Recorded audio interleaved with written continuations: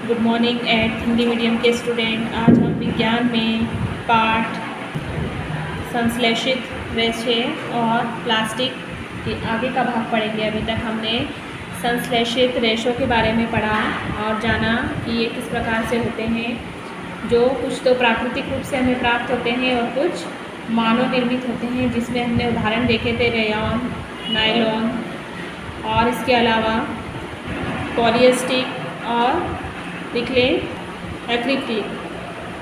इसके अलावा आज हम पढ़ेंगे प्लास्टिक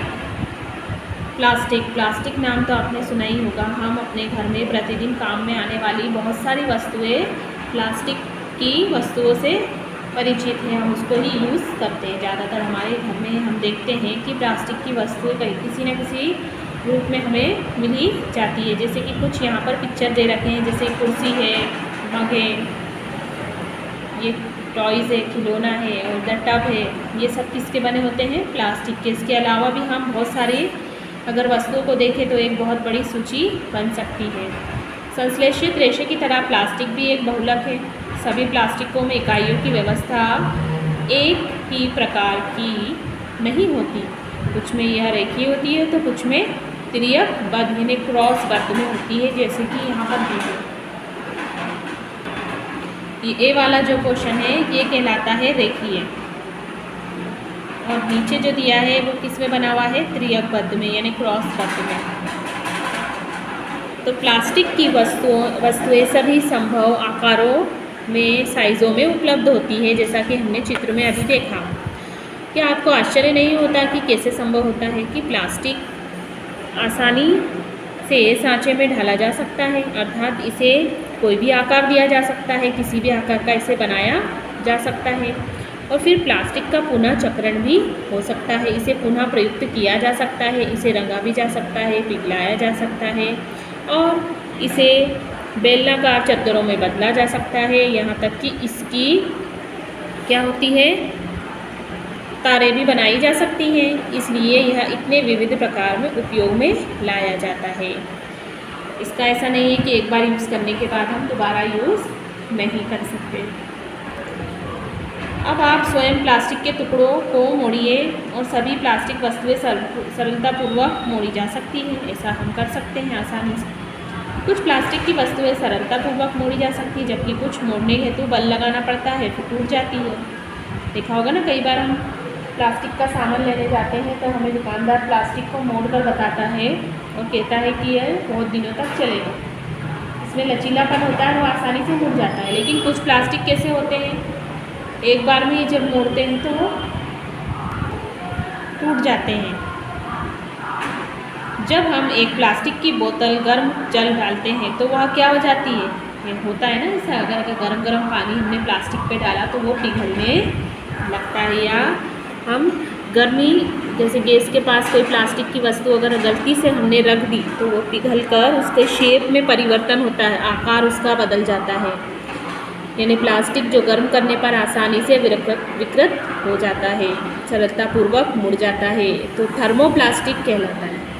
अभी तक जितने उदाहरण हमने देखे, जो प्लास्टिक मुड़ जाता है और जिसे आसानी से मोड़ा जा सकता है, गर्म करने पर उसका रूप बदल सकता है, वो कौन सा प्लास्टिक कहलाता है? थर्मोप्लास्टिक कहलाता है। पॉलीथीन और पीवीसी थर्मोप्लास्टिक के कुछ उदाहरण हैं। कौन कौन से? पॉलीथीन और पीवीसी।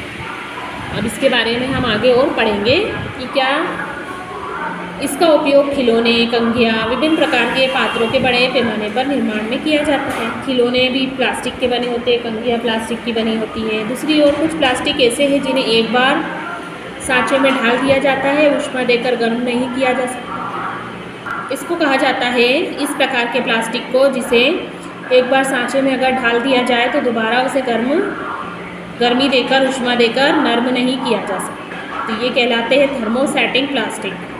इसके दो उदाहरण हैं, बेकेलाइट और मेलामाइन। बेकेलाइट ऊष्मा और विद्युत का कुचालक है और यह बिजली के स्विच, विभिन्न बर्तनों के हत्थे आदि बनाने में काम में आता है। हत्थे जो गर्म नहीं होते और बिजली के स्विच देखे जो हमने, वो किसके बने होते हैं? बेकेलाइट के। और ये विद्युत के क्या है? कुचालक है। मेलामाइन एक बहुउपयोगी पदार्थ है। यह आग का प्रतिरोधक है तथा अन्य प्लास्टिक की अपेक्षा ऊष्मा को सहने की अधिक क्षमता रखता है। जो मेलामाइन है वो एक बहुउपयोगी पदार्थ है और यह आग का प्रतिरोधक है, जिसे रसोई के बर्तन, कपड़े बनाने के उपयोग में लिया जाता है और फर्श की टाइलें। इस प्रकार यहाँ पर कुछ पिक्चर भी दे रखे हैं, देखो, जो आग के प्रतिरोध है। ये थर्मोप्लास्टिक से निर्मित है जबकि ये थर्मोसेटिंग है। तो दोनों में हमें फ़र्क नज़र आता है कि थर्मोप्लास्टिक और थर्मोसेटिंग प्लास्टिक के विभिन्न उपयोग को यहाँ पर बताया गया है। अब जो थर्मोसेटिंग प्लास्टिक है वो दो प्रकार का होता है, बेकेलाइट और मेलामाइन। इसमें बेकेलाइट विद्युत का कुचालक है और जबकि बेकेलाइट इसमें बिजली के विभिन्न स्विच, बर्तन के हत्थे बनाने में काम में लाया जाता है, जबकि मेलामाइन एक बहुउपयोगी पदार्थ है और ये आग का प्रतिरोधक है। साथ ही प्लास्टिक की अपेक्षा ऊष्मा सहने की इसमें अधिक क्षमता रहती है और इससे क्या बनाई जाती है, फर्श की टाइलें और रसोई के बर्तन, कपड़े बनाने में उपयोग में लाया जाता है।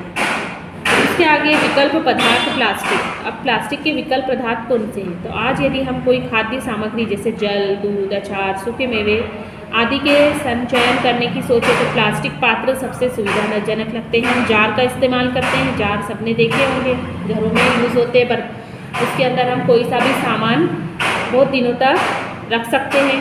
इसका कारण उनका हल्का भार, कम कीमत, अच्छा सामर्थ्य और उपयोग में आसानी है। धातुओं की अपेक्षा हल्के होने के कारण प्लास्टिक का उपयोग कारों, वायुयानों, अंतरिक्ष यानों में भी होता है। उपयोग की सूची असीमित है। हम क्या क्या उपयोग कर सकते हैं ऐसा हम सूची में बना नहीं सकते। इसके बहुत सारे उपयोग और भी हैं। यदि हम चप्पल, फर्नीचर और सजावट की वस्तुओं की बात करें तो गिनना अगर शुरू करेंगे तो फिर गिनती ख़त्म नहीं होगी, क्योंकि हम प्लास्टिक का यूज़ और उससे बनी वस्तुओं का अधिक से अधिक उपयोग करते ही हैं। अब प्लास्टिक के अभिलाक्षणिक गुणों की विवेचना करेंगे। इसमें पहला आता है प्लास्टिक अनभिक्रियाशील है। अनभिक्रियाशील क्या होगा? तो लोहे जैसी धातुओं को जब नमी और वायु में खुला छोड़ दिया जाता है तो उसमें क्या लग जाता है? जंग लग जाता है। परंतु प्लास्टिक जल और वायु से अभिक्रिया नहीं करती, उनका संक्षारण आसानी से नहीं होता, इसलिए इसका उपयोग बहुत से रसायनों सहित विभिन्न प्रकार के पदार्थों के संचयन हेतु भी किया जा सकता है। पहला विकल्प तो ये देखा हमने गुण। दूसरा क्या है गुण? कि प्लास्टिक हल्का, प्रबल और चिरस्थायी है। पहला क्या था? अनभिक्रियाशील। दूसरा क्या है? हल्का, प्रबल और चिरस्थायी। पूर्व काल में उपयोग में आने वाली बाल्टियों के बारे में माता पिता और दादा दादी से बात करिए। आपको पता चलेगा कि किसी पदार्थ की बनी बाल्टियाँ, मग आज भी उपयोग में ले रहे हैं। प्लास्टिक पात्रों को उपयोग में लाने के क्या लाभ हो सकते हैं? प्लास्टिक बहुत हल्का होता है, प्रबल होता है, चिरस्थायी और विभिन्न आकारों और साइजों में इसको ढाला जा सकता है। विभिन्न उद्देश्यों हेतु उपयोग में लाया जाता है। प्लास्टिक सामान्यतः धातुओं की अपेक्षा सस्ते भी होते हैं, आसानी से मिल जाते हैं और हम उसका उपयोग भी करते हैं। ये उद्योगों और घरेलू कार्यों में व्यापक रूप से उपयोग में लाए जाते हैं। इस प्रकार विभिन्न प्रकार के प्लास्टिक पात्रों की सूची जब हम बनाते हैं तो अपने दैनिक जीवन में सबसे ज़्यादा उपयोग में लाने वाला पदार्थ क्या है? प्लास्टिक है। यहाँ तक आपको इस पाठ को पढ़ना है।